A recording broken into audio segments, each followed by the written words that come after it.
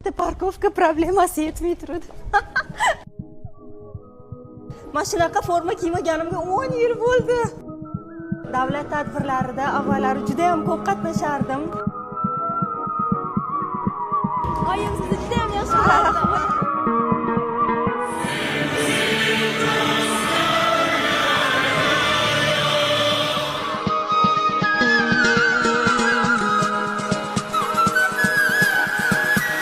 Elimize hanım Nazım Mert'e.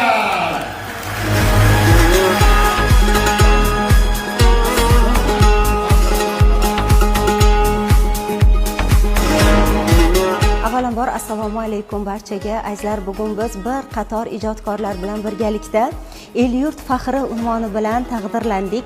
Juda xursandmiz. Faqatgina xalq xizmatida yurib, xalq uchun ijod qilib yurganmiz, lekin bugun bizni e'tirof etishibdi. Bundan juda ham minnatdorman. Avvalambor yurtboshimizga rahmat.